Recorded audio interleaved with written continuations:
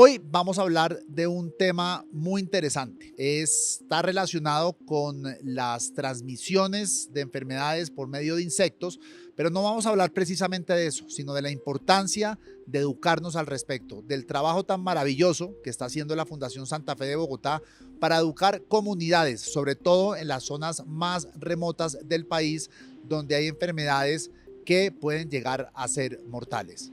Querida audiencia, bienvenida a Cuida tu Salud, un espacio donde nos sumergimos en la vanguardia de la innovación médica. Contamos con expertos del mundo de la salud que nos ayudan a conocer, educarnos, cuidarnos y salvarnos.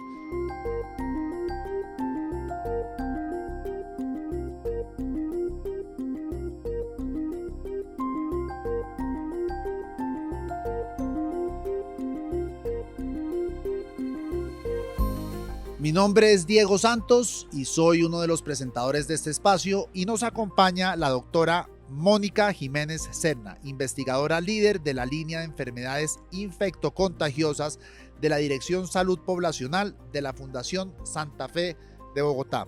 Doctora Jiménez, bienvenida a Cuida tu Salud. Educar es importante, educar también forma parte de la salud, de la prevención, de no tener problemas a futuro, de sabernos cuidar, pero en el caso de las infecciones que son transmitidas por insectos, ¿por qué es tan fundamental educar a las comunidades y no solamente a las que están en lugares remotos, sino a las que están en las zonas urbanas que viajan a veces a esos lugares remotos? En el tema de las enfermedades transmitidas por vectores es muy importante informar a todos los grupos poblacionales, a los niños, a los adultos, a los ancianos, a toda la población, porque cuando informamos a la gente le damos elementos para que se proteja, elementos para que ayude a proteger a las demás personas en las comunidades, los empoderamos, les ayudamos también en el cambio de conducta y hacemos que los proyectos y las acciones que desarrollamos en campo puedan ser más sostenibles en el tiempo y que la gente se apersone y tome conciencia de esta problemática tan importante. Los brotes de enfermedades como la malaria, como el dengue, como el Zika, como la leishmaniasis, como la chikungunya, se deben sobre todo a la poca información que tenemos como ciudadanos. Pues digamos que ese es un aspecto importante, el no estar informados, entonces nos hacen un poco más susceptibles y vulnerables a que nos dé la enfermedad. Pero existen otras condiciones socioambientales, geográficas, que nos hacen más propensos a las enfermedades. Por ejemplo, recordemos que el 85% del territorio nacional tiene las condiciones ambientales, ecológicas, sociodemográficas para que estas enfermedades prevalezcan, por ejemplo, la malaria, el dengue. Entonces, ¿Cuáles son esas condiciones, si podríamos ser un poquito claro más que sí. específicos? Mira, las temperaturas, que algunas están ubicadas por debajo de los 1500 metros sobre el nivel del mar, donde estos insectos pueden predominar, la acumulación de aguas en recipientes que a veces hacemos en el domicilio, en la casa o alrededor de la vivienda, los criaderos artesanales que se fabrican o los criaderos que se fabrican por los desechos que se depositan en el medio ambiente, la minería ilegal también hace algunos, estas Me imagino fuentes que de la agua. minería es legal porque crean esas fuentes de agua, ¿no? Que terminan Exacto, contaminándose. claro que Pues no sí. contaminándose, pero Se son llenan caldo de de cultivo de insectos. esos insectos. Perfecto, se Pero llenan. la malaria es algo que se desarrolla dentro del ser humano y el insecto lo transmite de una persona u otra, ¿o es el insecto el que lo desarrolla? Mira, se dan los dos ciclos, se da el ciclo tanto en el humano como en el vector. Pero generalmente te pongo un ejemplo, pues si hay una persona que tiene malaria, ¿cierto? Tiene los síntomas, está infectada por el parásito, es un parásito el que causa la malaria, entonces llega la mosquita, que es la transmisora, pica a esa persona, le chupa la sangre y ahí adquiere el parásito. Y esa mosquita va y pica a otra persona que está sana y le transmite la enfermedad. Entonces, por eso se llaman enfermedades transmitidas por insectos o por vectores, porque el insecto es el vehículo transmisor de ese parásito de una persona a otra. Puede ser de una persona enferma a una persona sana. Entonces, por eso se da todo ese ciclo de transmisión. Pero en el humano, el parásito entra y hace un ciclo, y también en la mosquita hace un ciclo en la mosquita. La Fundación Santa Fe de Bogotá tiene un equipo o una, ¿cómo lo puedo decir? Una sección que se llama Salud Poblacional. Y es en esa sección, es el equipo de trabajo de esa sección la que se encarga de hacer este tipo de pedagogía en distintas partes del país, ¿correcto? Claro que sí, mira, salud poblacional, digamos que nuestro accionar se basa como en 5 pilares, ¿cierto? En investigar, en intervenir, en influir, en incidir en política pública. Entonces, nosotros investigamos, respondemos las preguntas y con ese insumo, con esa evidencia científica, intervenimos, construimos intervenciones para la promoción, para la prevención, la vigilancia y el control de todas estas enfermedades, pero esas intervenciones se construyen con la gente, con todos los actores claves que están vinculados o que tienen que ver con esa problemática. También nos enfocamos en escalar, es decir, esas intervenciones o esas metodologías que fueron exitosas las llevamos a otro nivel, es decir, a otro municipio, a otra área geográfica, o las llevamos a la política pública, es decir, muchos de nuestros resultados de investigación e intervención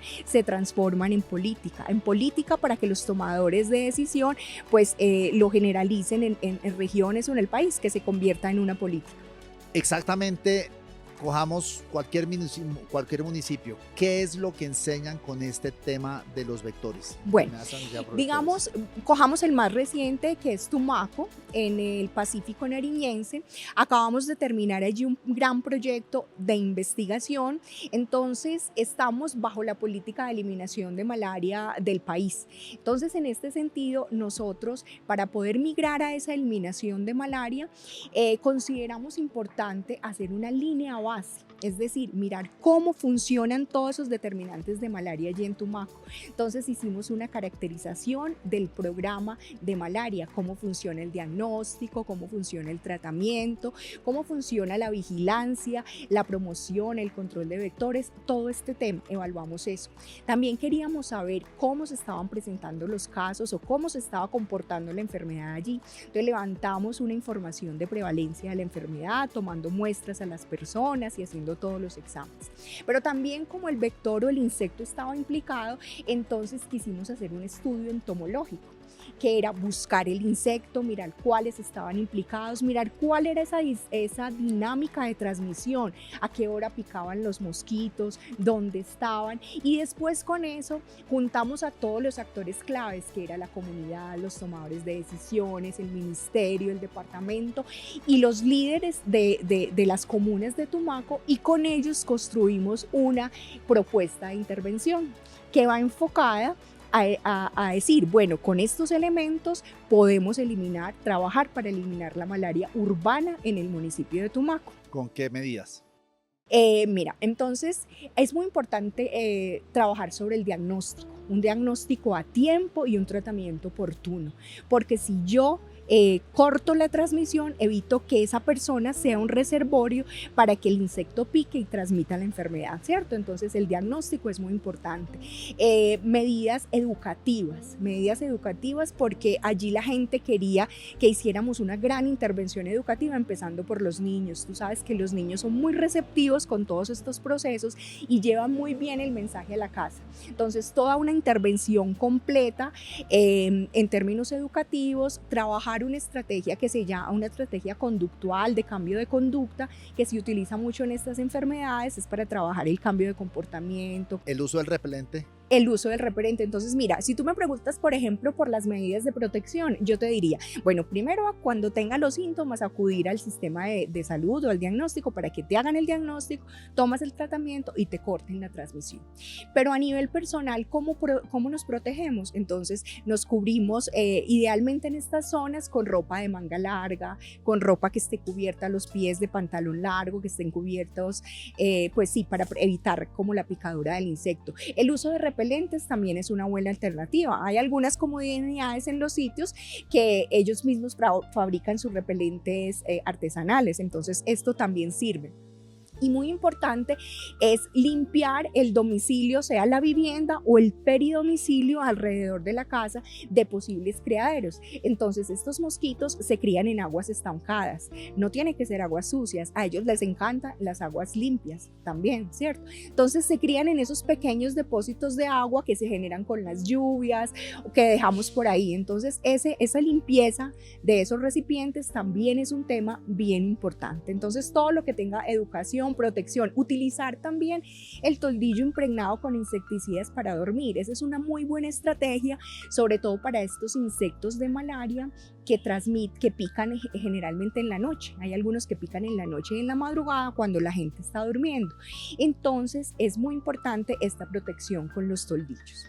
La implementación de las políticas públicas, de estos estudios que ustedes hacen, que implementan y después que escalan, sí han visto el éxito en el combate contra la malaria, por ejemplo. Sí, mira, todas esas políticas ayudan. Por ejemplo, las políticas de cobertura en la atención, de puestos de diagnóstico, de puestos de pruebas rápidas para hacer y agilizar el diagnóstico, de programas masivos de entrega de toldillos, de todas estas medidas de protección, de programas de educación, de programas de evaluar la resistencia a los insecticidas, de evaluar la resistencia a los medicamentos. Todas esas políticas contribuyen. Lo que hay que hacer es aplicarlas y enfocarnos pues en todo esto, pero sí, son medidas que contribuyen para que algún día logremos eliminar la malaria o a bajar por lo menos los casos y las muertes por estas enfermedades. ¿Son parecidos los tratamientos o son parecidos las medidas que toman entre malaria, dengue, leishmaniasis y otras enfermedades similares, o es una sola fórmula, se aplica a las demás? Mira, las medidas en general de protección como barrera para evitar la picadura de los insectos son similares, ¿cierto? Pero los medicamentos son diferentes. Para cada una de estos eventos de interés en salud pública, el medicamento es diferente. Es diferente para malaria y es diferente en malaria dependiendo la especie del parásito que esté causando la enfermedad, ¿cierto? Y obviamente dependiendo del grupo de edad y todas esas cosas. Para dengue sabemos que los medicamentos que hay son más para los síntomas, no tanto para el virus, ¿cierto? Para Chagas hay medicamentos y son muy diferentes a los de malaria, igual que para leishmania. Cada uno tiene su medicamento y su manejo diferente. Pero en cuanto a medidas de protección, sí son muy similares, pero hay que tener algunas especificaciones, pues, o especificidades. Por ejemplo, el vector de la malaria pica más, como te decía, de noche o en la madrugada. El del dengue pica más en el día, ¿cierto? El insecto de Chagas es un insecto grande que uno lo puede ver cuando está picando y pica por la noche cuando uno está dormido porque él se demora más picando. Él tiene que ingerir la sangre y llenarse de sangre para poder defecar, y en esa materia fecal es donde está el parásito, y a través de cuando se rasca la persona es que se inocula el parásito. Entonces son un poquito medidas que hay que ajustar. Por ejemplo, en dengue utilizamos mucho los angeos en puertas y ventanas, los angeos para tapar los tanques, los depósitos de agua, todas esas cosas. Estas enfermedades de las que estamos hablando hasta el momento se dan por debajo de las alturas de 2.000 y 1.500 metros sobre el nivel del mar. ¿Existen enfermedades que se transmitan por insecto por encima de los 2.000 metros? Sí, pueden existir algunas, pero ¿cierto? no son muy frecuentes. No son muy frecuentes, bueno, o algunas como las garrapatas que transmiten algunas enfermedades de esas, sí. Pero lo que puede pasar es que con el cambio climático, con la modificación de las temperaturas, algunos de estos vectores o de estos insectos se vayan adaptando a otras regiones, a otras condiciones. Entonces podamos encontrar que estas enfermedades se empiecen a presentar en sitios o en áreas geográficas donde antes no se presentaban. Hay mucha, no es que haya mucha desinformación, pero uno puede pensar, una persona que conozca poco, temas como la gripa, el SIDA, enfermedades contagiosas, ¿se pueden contagiar por un mosquito, por un zancudo? Mira, la gripa no, ¿cierto? No eso tiene otras vías de contagio. ¿Alguna cosa que se nos esté quedando por fuera, doctora? No, es importante, bueno, digamos que es importante seguir las recomendaciones cuando viajamos a los sitios a las zonas endémicas o donde hay prevalencia de estas enfermedades, ser cuidadoso en las medidas de protección personal, en usar repelente, en dormir bajo un toldillo. Esas son como que las medidas más importantes para tener en cuenta sobre esta enfermedad. Y donde hay vacunas, pues para las enfermedades que hay vacunas, como fiebre amarilla, por ejemplo, pues vacunarse. Bueno, doctora, muchísimas gracias por su tiempo, muy interesante. Habrá que cuidarse mejor y qué importante ese papel de pedagogía que hacen con las comunidades, y creo que también es un papel de pedagogía con personas como nosotros que estamos en una ciudad como Bogotá, 2.600 metros de altura, pero que vamos muchas veces a lugares por debajo de los 2.000, 1.500 metros. Claro que sí, porque es muy común que los viajeros frecuentes, porque estas enfermedades no discriminan, y si uno está viajando de un territorio a otro, pues es susceptible de contraer algún tipo de estas enfermedades. Entonces, por lo menos tener como la información básica, y allí a través de nuestro equipo de salud poblacional, pues también les podemos brindar información y elementos de protección. ¿Dónde entra uno para informarse? Claro, mira, puede dirigirse o puede ingresar a la página de la Fundación Santa Fe de Bogotá. Ahí encontrará el enlace o lo direccionará al grupo de investigación de salud poblacional, y ahí encuentra también algunos ejemplos de investigaciones que hemos desarrollado en el tema y los territorios donde estamos actuando. Doctora Jiménez, muchas gracias. Gracias a ti.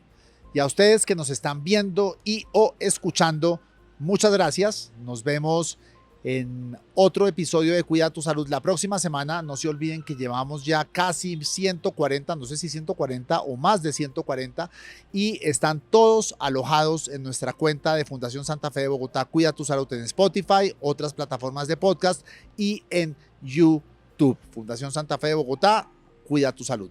Nos vemos en una semana. Feliz día.